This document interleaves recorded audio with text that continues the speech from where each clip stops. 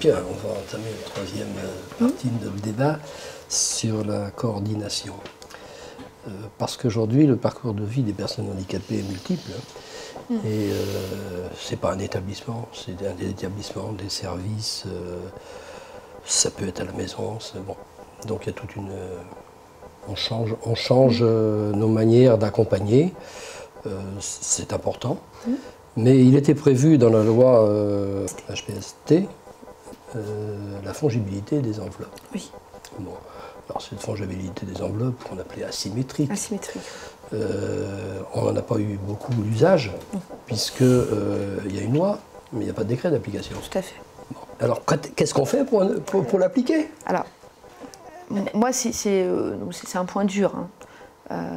C'est une volonté forte et farouche que j'ai aussi. Il va falloir vraiment, par rapport à ça, taper du poing sur la table. Voilà. Pour effectivement sortir du tout sanitaire et rentrer dans un dispositif où il y a les deux. Voilà. Moi je considère que la personne, elle n'est pas duale. Elle n'est pas à un moment malade et à un moment dans un département thérapeutique où elle est accompagnée. C'est une seule personne. Donc les moyens, ils ne doivent pas être de la même façon divisés. Ils doivent être regroupés. C'est tout le sens de la loi HPST, qui, vous avez raison, en la matière, n'est pas aboutie. Voilà. Pas aboutie pour des considérations administratives complexes que je ne vais pas développer ici, et la volonté d'un certain nombre de personnes. Donc il va falloir taper du poing sur la table, parce que c'est le politique qui décide. En la matière, Nicolas Sarkozy, qui peut faire preuve d'autorité, effectivement, je pense, a bien intégré, tout comme il a pu l'intégrer avec les fonctionnaires de Bercy, la nécessité que le politique dicte, pour de vrai, cette volonté. Et cette volonté, elle doit être redictée à l'administration, de façon très claire. Pierre Guérin évoquait un cloisonnement qui subsiste, oui. C'est le cloisonnement financier, budgétaire. Il y en a un autre, qui est un cloisonnement institutionnel, cette fois.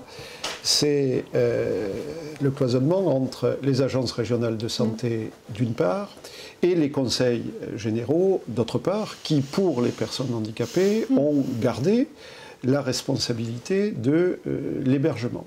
Puisque la loi HPST s'est faite sans préjudice, pour reprendre l'expression consacrée, des lois de décentralisation.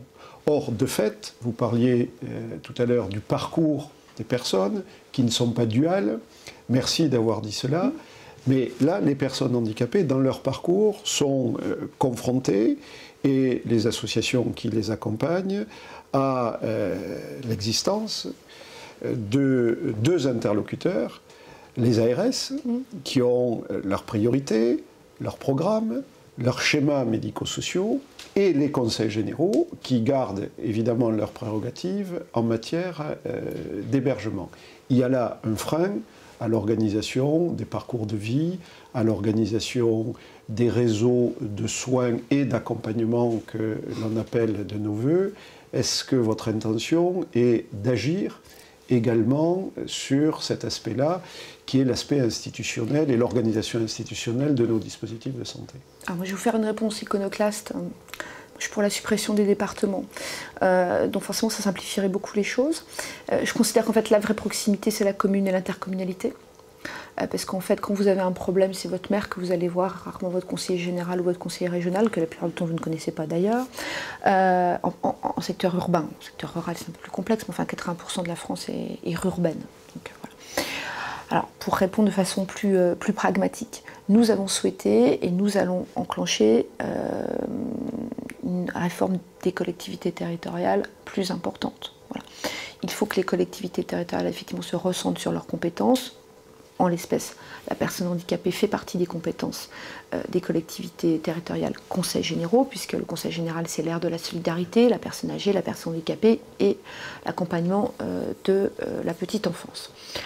Nous croyons très sincèrement qu'il faut, dans le cadre des conférences qui sont mises en place entre les ARS et les conseils généraux et au niveau régional également, eh bien, qu'il y ait des formes de contrats, comme on a des contrats de plan État-région qui sont établis, où viennent également émerger les collectivités territoriales, eh bien, il faut qu'il y ait des contrats qui permettent à chacun de cibler des compétences, de cibler des territoires et de cibler des actions.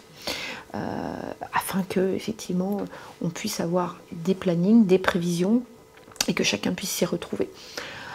Voilà, ça c'est la réponse institutionnelle qui existe. Après, le fond du problème, et là je vais vous livrer ma part de vérité, je considère que la santé c'est régalien. Voilà.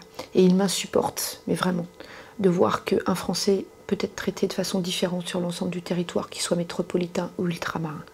Donc je considère que, en dernier ressort, ça doit être à l'État de décider. Merci de ces réponses. En conclusion, vous pourriez peut-être nous dire ce qu'est pour vous la personne handicapée dans la société d'aujourd'hui et ce qu'elle doit devenir. Un citoyen et un Français. C'est une réponse brève, mais qui me va très bien. Voilà. Voilà. Je pense que c'est le sens des lois depuis 1975. Écoutez, merci pour ces entretiens francs et directs. Je crois qu'on a échangé longuement sur des sujets qui nous passionnent. Bien sûr. Vous comme nous. Oui.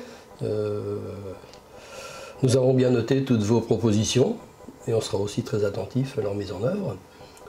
Si vous... Ce dont je peux vous assurer, c'est qu'il y a une volonté, il y a l'absolue exigence de respecter la loi de 2005.